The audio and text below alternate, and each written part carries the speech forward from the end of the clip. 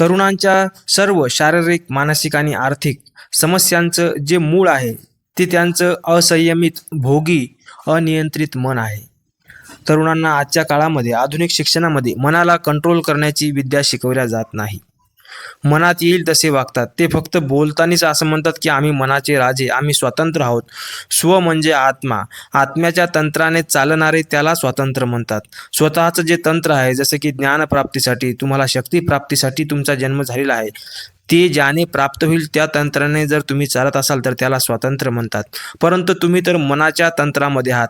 मन तुम्हाला सांगते की सकाळी 8 वाजेपर्यंत झोपायचं, तर तुम्ही 8 वाजेपर्यंत झोपता. रात्री 2 वाजेपर्यंत पॉर्न बघायचे, मोबाईल बघायचा, मास्टरबेशन करायचं, हे सर्व तुमचं मन तुम्हाला सांगते आणि तसं तुम्ही वागता आणि तुम्ही म्हणता की मी मनात येईल तसं मनाचा राजा आहे. परंतु नाही, मन तुमचं राजा आहे. मन कंट्रोलमध्ये कसं येईल यावर अनेक लोकांनी अनेक गोष्टी सांगितल्या आहेत.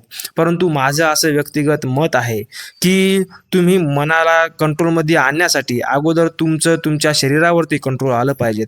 शरीराला आळस येतो, सकाळी 8-10 वाजेपर्यंत झोपावंसं वाटते, परंतु तुम्ही शरीराला बळजबरी उठवू शकता. मनाला नाही तुम्ही कंट्रोल करू शकत, परंतु शरीराला उठून सकाळी तुम्ही व्यायाम करू शकता. माझं तर म्हणणं आहे, अत्यंत कमीत कमी एका सूर्यनमस्काराने सुरुवात करावी आणि दमादमाने, शनै लहान बाळासारखं त्या मनाला वळण लावावं, की आज एकाचे 2 केले, 2चे 3 केले, 3चे 4 केले. असं तुम्ही महिन्यामध्ये 30 सूर्यनमस्कार घालायला सुरुवात करा आणि मग बघा तुमचं मन त्याने जळायला लागेल, तुमच्याशी बंड करायला लागेल. परंतु तुम्ही तर त्याला दमादमाने, शिडीशिडीने वरपर्यंत चढवलेलं आहे. तुम्ही यशाच्या शिखरावरती गेलेले आहात.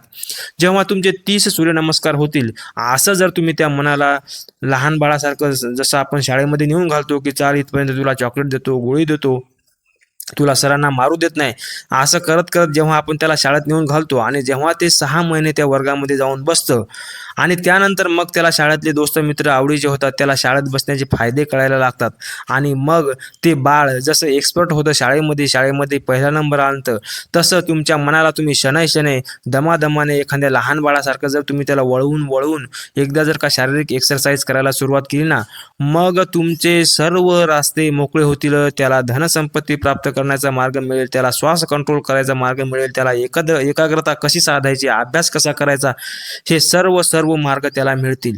परंतु त्याआधी शारीरिक सामर्थ्य हे कमवणं अत्यंत आवश्यक आहे.